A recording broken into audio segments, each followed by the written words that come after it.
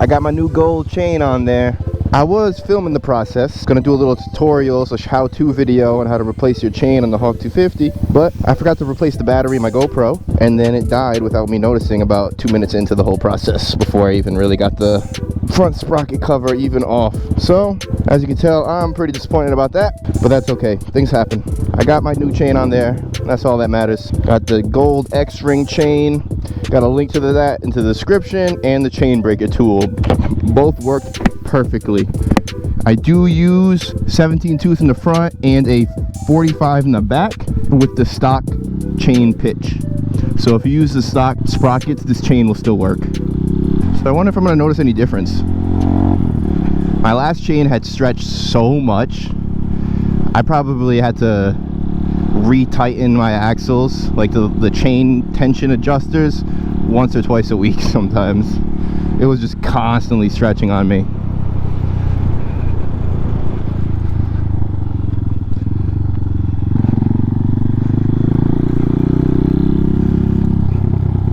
Everything feels good. My rear wheel feels nice and aligned. We're not getting any odd wobbling. It's always what I'm worried about whenever I do something like this, where I have to mess with the rear axle.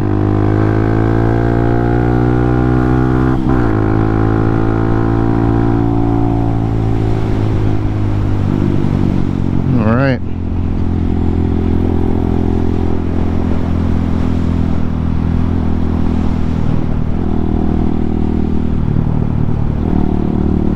Damn, they are still working on this bridge area over here. I hope they add some cool walking path or something. This is a very popular place in our neighborhood for people to fish, but it's a very uncomfortable spot to fish from.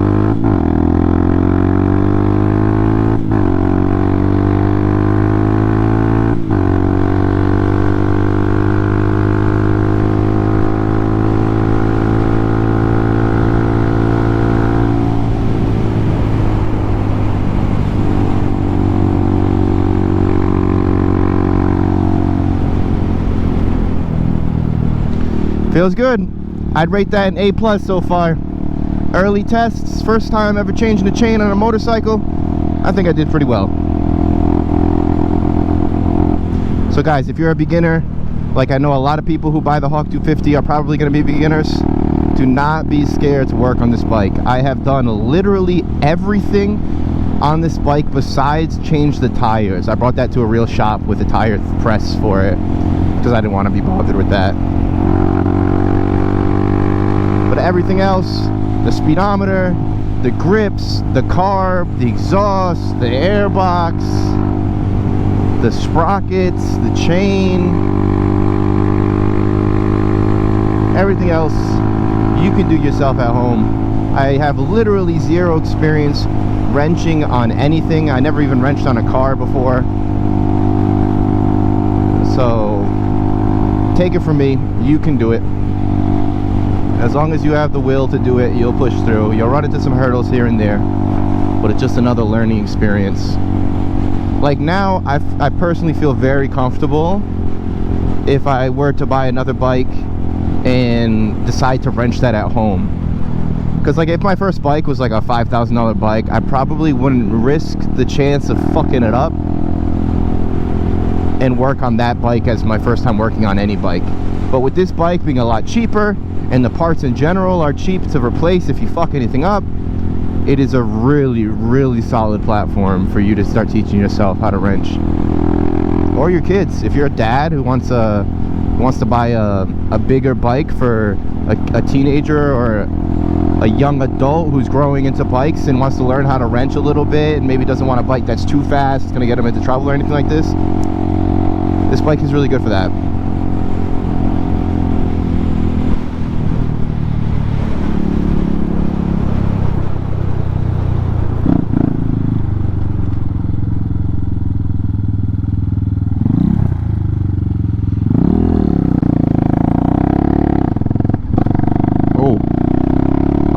Gear. I thought I was in second. I was really in third. Oops.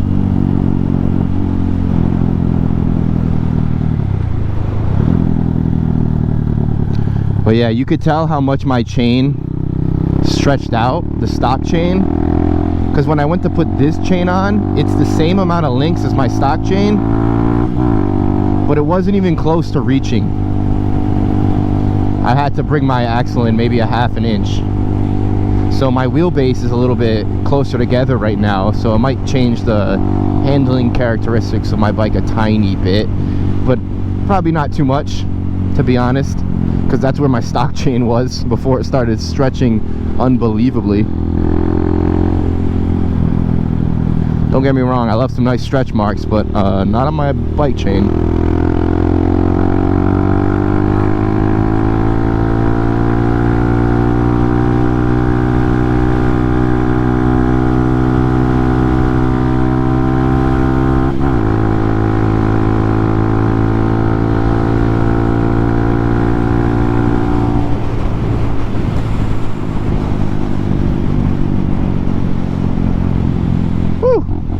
I don't know if it's placebo, but it feels like it's pulling a little bit snappier. It's probably placebo. Every time I do something to this bike, I feel like it helps.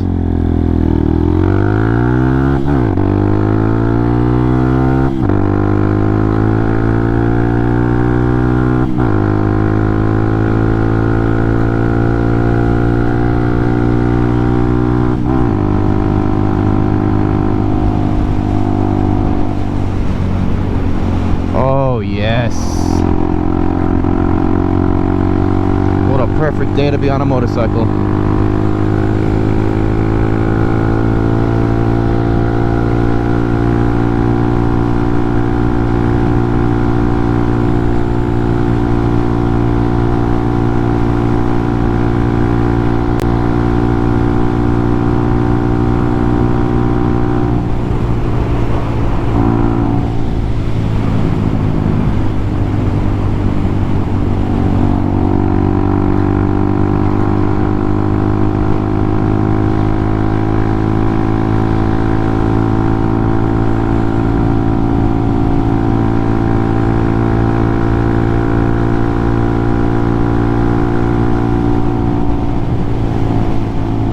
I race the Miata. Might be the only car out here I could beat.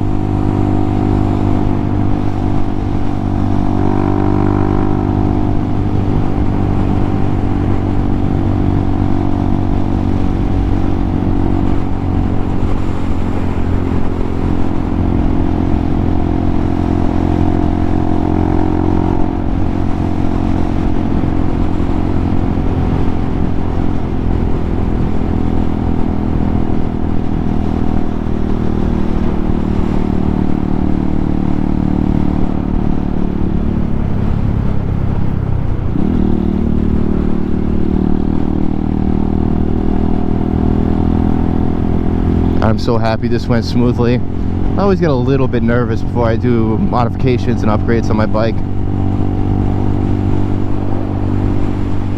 Last thing I want is to think I just upgraded it and then go out and it immediately locks up my tire or something snaps and sends me flying off the bike.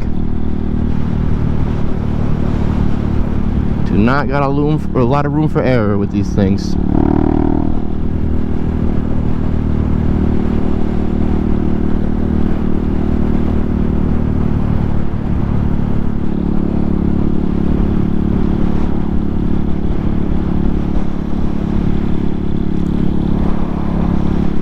I feel like I'm getting a lot of air into my helmet right now.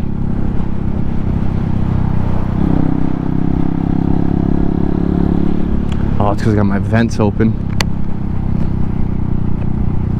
And there we go. It's a bit of a difference.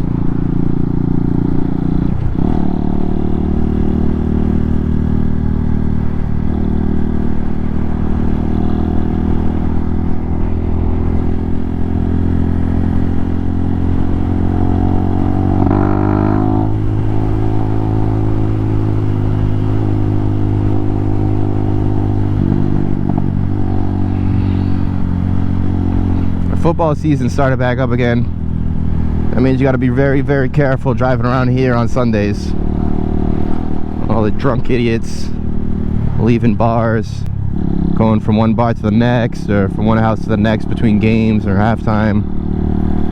It's an absolute shit show. I wonder if I could find the statistics for how many DUIs happen during football season around here.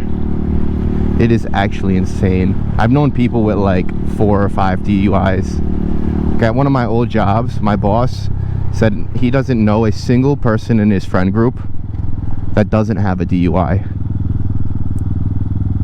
He's like a 50, 60-year-old man that grew up around here, which is insane to me.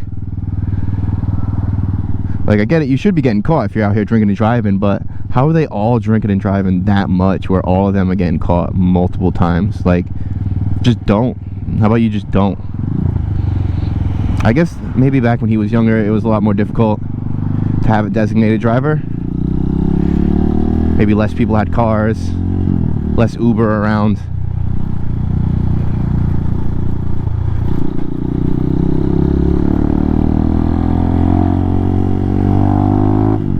I was the type that would always pass out. A lot of times I'd be drinking real heavy up at my buddy's house, and then I would just like fall asleep, so I wouldn't end up driving drunk home. And then I'd wake up at like 3 in the morning and drive home, and about like Burger King or McDonald's.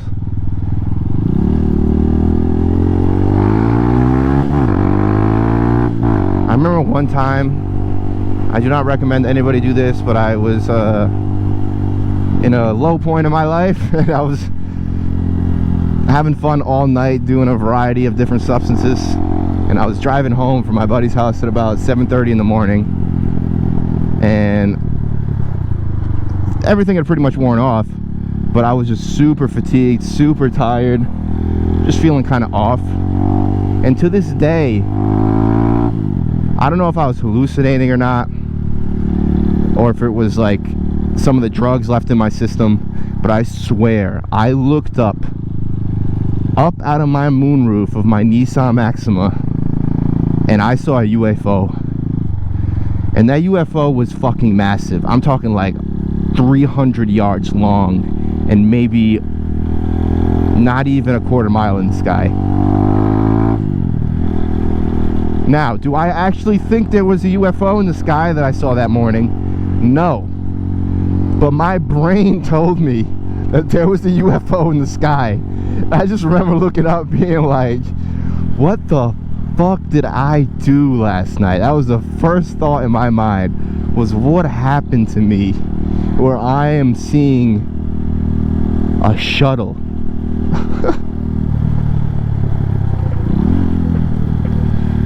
Dual sport.